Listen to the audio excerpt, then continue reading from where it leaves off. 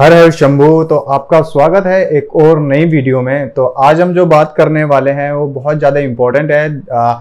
आप लोग ये चाहते हो या फिर आप लोगों का बजट होता है कि हमें दिल्ली से या हरियाणा से केदारनाथ जाना है और इसका कितना खर्चा आने वाला है और कहाँ कहाँ हम स्टे कर सकते हैं। तो इसी के बारे में आपसे आज मैं बात करने वाला हूँ। मेरा नाम पुनीत है और आपका स्वागत है राइड विद पुनीत में। तो आप मेरे साथ चलो और केदारनाथ के दर्शन मैं आपको करवाता हूँ। अंदर गर्भगृह तक आपको कौन से महीने में जाना चाहिए जहां आपको गर्भगृह तक दर्शन हो जाएं। तो चलिए मेरे साथ और मैं आपको एक एक करके सारी चीजें बताता हूँ। कितना किलोमीटर आपको दिल्ली से केदारनाथ का ट्रिप पड़ता है और कितने रुपए में आप पूरा ट्रिप करके आ सकते हो। तो चलिए वीडियो को स्टार्ट करते हैं। और अभी तक जिन्होंने चैनल को सब्सक्राइब नहीं किया है प्लीज सब्सक्राइब कर दें, शेयर कर दें और कमेंट्स करना बिल्कुल ना भूलें। और कमेंट्स में हर हर महादेव हर हर शंभू जरूर लिखें। तो चलिए वीडियो को स्टार्ट करते हैं। तो दिल्ली से केदारनाथ जो किलोमीटर पड़ता है वो 500 किलोमीटर के अराउंड पड़ता है। और आप जो आपकी जो बाइक है जो गाड़ी है वो आपकी सोनप्रयाग तक जाती है। सोनप्रयाग आपका लास्ट स्टॉप होता है। तो पहले बात करते हैं कि यहाँ से कैसे जाया जाए। जैसे कि मैं भी आपको बताता हूँ, मैं अपना एक्सपीरियंस बताता हूँ आपको। तो मैं अपनी बाइक से गया था, मेरे पास क्लासिक है जैसे कि आपने मेरी प्रीवियस वीडियोस में देखा होगा। तो मैं यहाँ से आपका पहले हरिद्वार गया और हरिद्वार से होता हुआ मैं देवप्रयाग गया। देवप्रयाग से मैं सीधा केदारनाथ सोनप्रयाग के लिए निकला। तो सबसे पहले मैं अगर बात करता हूँ फ्यूल की, तो फ्यूल आपका कितना लग जाता है और कितना किलोमीटर के आसपास आपको पड़ता है। तो अप एंड डाउन अगर बात करी जाए तो अप एंड डाउन में आपको 1000 किलोमीटर के आसपास पड़ जाएगा। और जो फ्यूल आता है फ्यूल का खर्चा आपको पड़ता है 4000 रुपए के आसपास, जिसमें आप चोपटा भी कवर कर सकते हो। चोपटा अगर आप जाते हो तुंगनाथ देवता के यहाँ जाते हो तो आपको 1230 किलोमीटर के आसपास आपको ये पूरा डिस्टेंस पड़ेगा। तो अगर अभी बात करते हैं कि अगर आप यहाँ से दिल्ली से कालिंदी कुंज से अगर आप पेट्रोल फुल करवाते हो और उसके बाद आपका जो दूसरा फ्यूल स्टेशन होगा वो आपका मेरे ख्याल से ऋषिकेश होना चाहिए। क्योंकि मैंने दूसरी बार जो पेट्रोल भरवाया था वो ऋषिकेश में भरवाया था, जिसमें मेरा 8 लीटर का तेल आया था, यानी कि भी मेरे पास 2 लीटर तेल और बच रहा था। वो मैं आगे भरवा सकता था बट मेरे को अंदाजा नहीं था कि पेट्रोल पंप कितनी किलोमीटर बाद मिलेगा। तो इसलिए मैंने वहां पर वो 800 रुपए का एक फ्यूल डलवा लिया उसके अंदर। उसके बाद मैं देवप्रयाग निकलता हूँ। तो जो ऋषिकेश से देवप्रयाग का डिस्टेंस पड़ता है वो 200 किलोमीटर के आसपास, सॉरी मैं माफी चाहूंगा, 80 किलोमीटर के आसपास वहां से पड़ता है। तो उसके बाद हम लोग ऋषिकेश से देवप्रयाग के लिए निकले। देवप्रयाग हम लोग अच्छा मैं आपको बताता हूँ हम लोग कितने बजे निकले थे।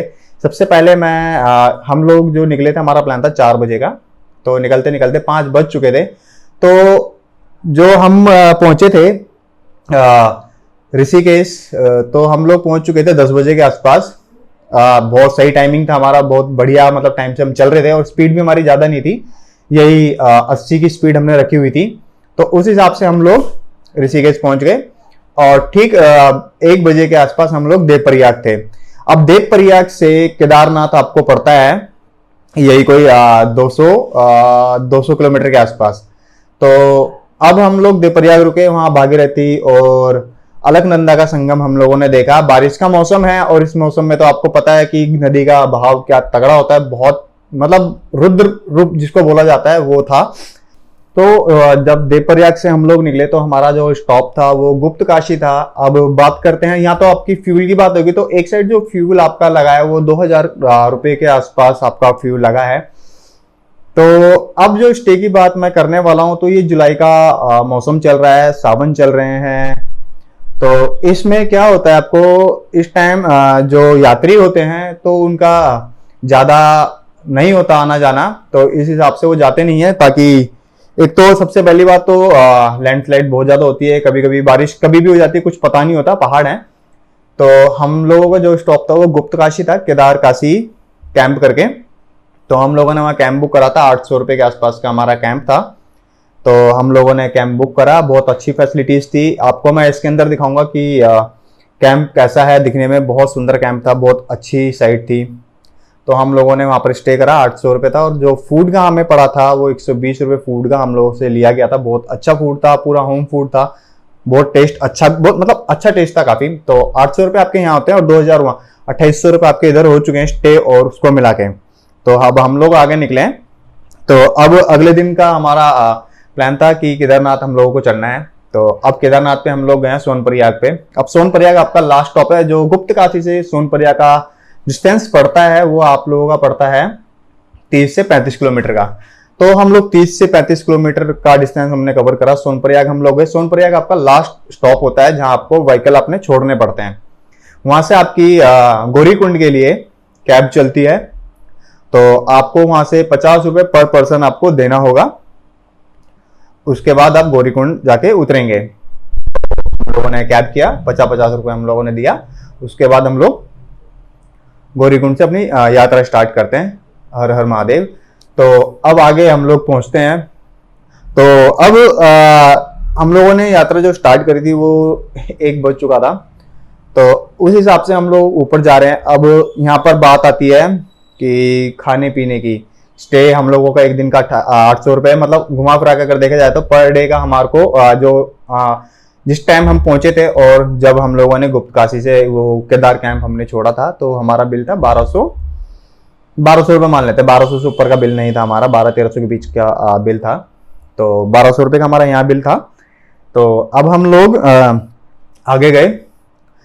अब एक चीज मैं आपको बता देता हूं कि अगर आपको ऊपर खाना है या रास्ते में आपको एंजॉय करते हुए जाना है, मैगी खाते हुए, चाय पीते हुए, कोल्ड ड्रिंक पीते हुए, ये सब एंजॉय करते हुए जाना है, तो मैं आपको बता देता हूँ। जैसे आप 5 रुपये वाला बिस्किट आप लेते हैं तो उसका 10 रुपये चार्ज लिया जाता है।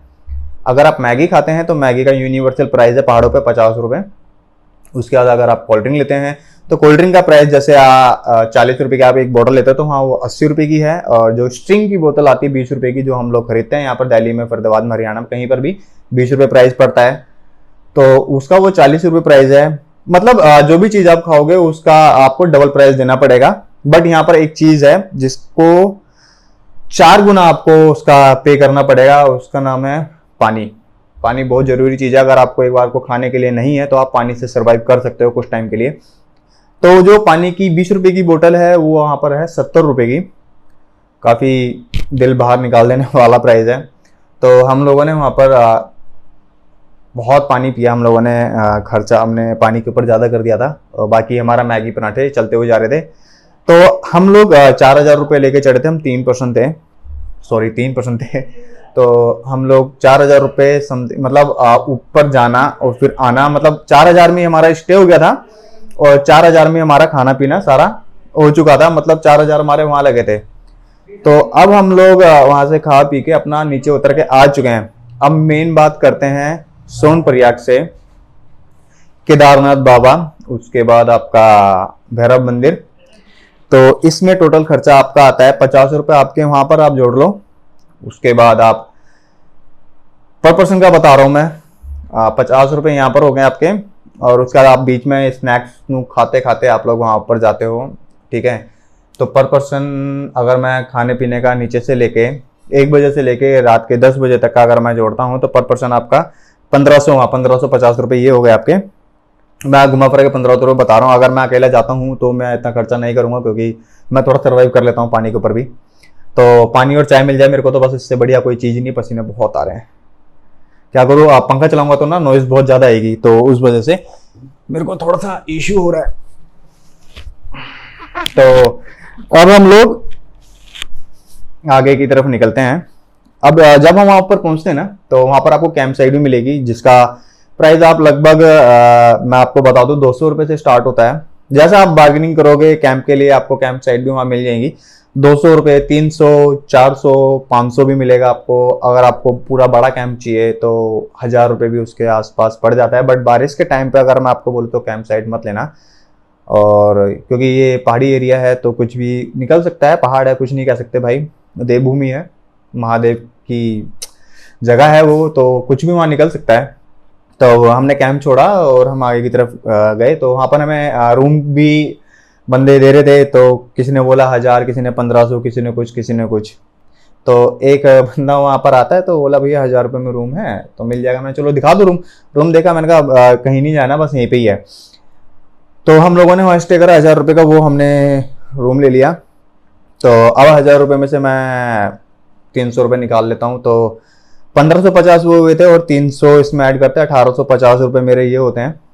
ठीक है, उसके बाद अब वहाँ पर आप गए हो, अब आपको एक खाना प्रॉपर आपको चाहिए, तो वहाँ पर जो खाने की थाली जिसको हम बोलते हैं, एक थाली पूरी प्रॉपर बोलते हैं, जिसमें खाना प्रॉपर होता है, जिसमें आपकी 4 रोटी, क्वार्टर चावल होंगे, 2 दाल होगी, 1 सब्जी होगी और सैलेड नाम के हिसाब से होता है, उसके भी पैसे लिए जाते हैं। तो 200 रुपये आपको पर थाली पड़ेगी। तो हमने 2 थाली ली थी, जिसमें से हम लोगों ने ढंग से मतलब खाया भी नहीं था, मतलब बच गया था। तो 200 रुपये की थाली एक यहाँ हो गई है। आपकी जो चाय वहाँ पर लेते हो तो चाय आपको मिलेगी 20 रुपये की, वो भी पाउडर वाली चाय होती है, बट चलता है, कोई बात नहीं, इतना पीना पड़ेगा जब ऊपर गए हो। अब बात करते हैं गर्भगृह के दर्शन की।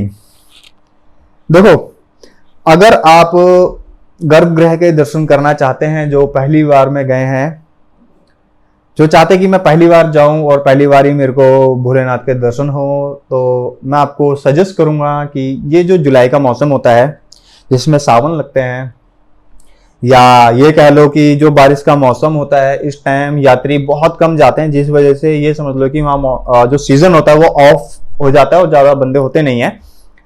तो इस सीजन के अंदर अगर आप सरवाइव कर सकते हो, जैसे कि अगर आपको वहां जाना है तो प्रॉपर तरीके से आप रेनकोट लेके जाएं, अच्छे से आप अपना जो बैग है वो आपका वाटरप्रूफ होना चाहिए, ताकि आपके कोई भी कपड़े भीगे नहीं, क्योंकि बारिश आती जाती रहती है वहां पर, और बारिश ऐसी ऐसी नहीं होती है, मूसलाधार बारिश होती है, बहुत तगड़ी बारिश होती है।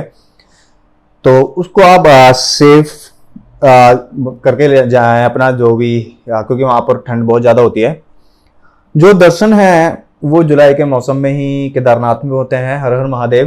तो जो दर्शन होंगे उनके, तो उसी के अंदर होंगे, जुलाई के सीजन में ही आपको दर्शन होते हैं, क्योंकि रीजन इसका एक ही है कि एक तो भीड़ नहीं होती है, दूसरा आप जितना मर्जी आप भोले के पास रह के भोले की सेवा कर सकते हैं। मैं दूसरी बार गया हूँ, एक बार मेरे को दर्शन नहीं हुए थे, नंदी के आगे से हम लोग निकल के आ चुके थे, तो उसके बाद ये दूसरा चांस था। मेरे को तो उम्मीद भी नहीं थी कि मैं दर्शन कर पाऊंगा, और मैंने दर्शन करे, काफ़ी अच्छा लगा मेरे को। मैं कम से कम आधे घंटे वहाँ था, और आधे घंटे बस मैंने बाबा को देखा है, उनकी सेवा करी है, गूज़बम्स एक्टिव हो चुके हैं मेरे। तो मतलब जो वाइब थी वहाँ का, जो ऑरा था, बहुत अलग था। मैं एक अलग दुनिया में था, मैं आपको बता नहीं सकता, मेरी आंखें ना अजीब सी हो रही है इस टाइम। तो मतलब आप समझ सकते हैं जो मेरे अंदर से अभी जो फील हो रहा है, वो फील आप कर सकते हैं इस वीडियो को देख के। अगर आपको ये वीडियो पसंद आती है तो प्लीज़ लाइक कर देना, सब्सक्राइब जरूर करना, शेयर जरूर करें, और कमेंट्स में हर हर महादेव, हर हर शंभू जरूर लिखें, भगवान आपकी मनोकामना जरूर पूरी करें। तो इसी सीजन के अंदर आप जाएं, थोड़ा सा कवर होकर जाएं, पूरे प्रॉपर तरीके से जाएं, ताकि आपको बाबा के दर्शन तसल्ली से हो जाएं, आप अच्छे से वहाँ पर टाइम बिता के आएँ। मैं एक बार आपको रिमाइंड दोबारा करवा देता हूँ। हमारा टोटल खर्चा जो अप एंड डाउन का हुआ था, पर पर्सन 3500 रुपये हम लोगों को खाने पीने का और रहने का पड़ा था। पर पर्सन बता रहा हूँ 3500 रुपये था, और जो मेरा फ्यूल का पड़ा था वो 4000 के आसपास था। अब एक बार और शुरू से कर लेते हैं, पेट्रोल छोड़ के, पेट्रोल का अप एंड डाउन का मतलब एक साइड का आप 2000 रुपये मान के चलें। अब वहां पर जो खाने पीने में जो खर्चा हुआ, अब मैं आपको जो पहला हमने स्टॉप लिया था गुप्त काशी में लिया था, 800 रुपये हमको पर रूम पड़ा था। मतलब एक कैंप, पहले हमने कैंप लिया था, फिर हमने रूम भी लिया था, हमने दोनों के मजे लिए थे। तो हमारा 800 रुपये का एक रूम, ठीक है। उसके बाद सोनपुर में बाइक खड़ी करी हमने, जिसका 50 रुपये 12 घंटे का चार्ज है, याद रखना 50 रुपये 12 घंटे का चार्ज, यानी कि जब आप वापसी आते हो तो आपको 100 रुपये और देने पड़ेंगे, यानी 24 घंटे और ऊपर हो चुके होंगे। क्योंकि उन लोगों को पता है कि 12 घंटे में कोई बंदा वापसी नहीं आता है। जो हेलीकॉप्टर से जाता है या फिर घोड़ा करके जाता है वो बंदा आ सकता है, बट पैदल वाला यात्री कभी वापसी इतनी जल्दी नहीं आता है।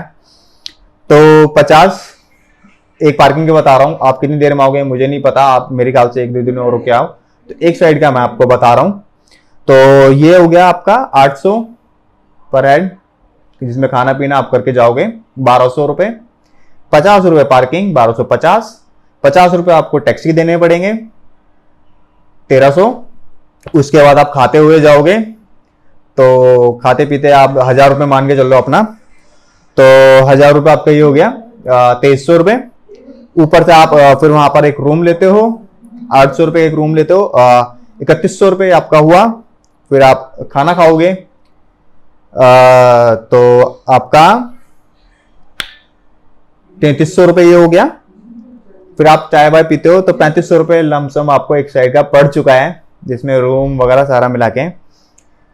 ठीक है, अगर आपने बाबा जी के दर्शन करे, आपने सेवा करी, जुलाई के महीने में ही आप जाएं तो ज़्यादा बेटर रहेगा। बाबा के आपको दर्शन करने हैं, अन्यथा आप जैसे जाते हैं अपना सीजन देख के, अपना मौसम देख के, आप अपनी सेफ्टी देख के, तो उस हिसाब से आप जा सकते हैं। मैं आपको फोर्स नहीं कर रहा हूँ, बट ये आपको बता रहा हूँ कि अगर आपको दर्शन करने हैं तो आप जुलाई में जरूर जाएं। और उसके बाद ऊपर भैरव मंदिर है, जो कि 1 किलोमीटर की चढ़ाई है। आप जब ऊपर पहुंचते हैं तो भैरव बाबा के जब दर्शन करेंगे, वहां से आप व्यू देखना केदारनाथ जी का, बहुत अलग दिखता है, बहुत सुंदर दिखता है। बाकी ये तो आपका खर्चा था, तो मैं टोटल खर्चा आपको बताता हूँ कि मैं पर पर्सन 3500 रुपये खाना पीना रहना, जिसमें से मैं आपको बताता हूँ एक दिन हमारा 800 रुपये वहां पर और 1600 रुपये का हमारा यहाँ, यानी कि 2400 रुपये हमारा स्टे का था, जिसमें हम 3 बंदे डिवाइड हो चुका था, यानी कि पर पर्सन 800 रुपये आपको मिल चुका है। अगर आप दोस्तों के साथ जाते हैं तो आपको सस्ता पड़ जाएगा। हम 3 बंदे थे, यानी 3 बंदों को 800 रुपये वो पड़ चुका था। उसके बाद हम लोग तुंगनाथ जी भी गए थे, चोपटा, जिसको मिनी स्विट्जरलैंड भी कहा जाता है। तो वहां पर भी हम लोगों को किस्मत से 800 रुपये का रूम पड़ गया था। तो वो अलग है, मैं आपको उसके बारे में भी आपको बताऊंगा, उसकी भी बताऊंगा कैसे कैसे आपको जाना है और स्टे का क्या है क्या नहीं।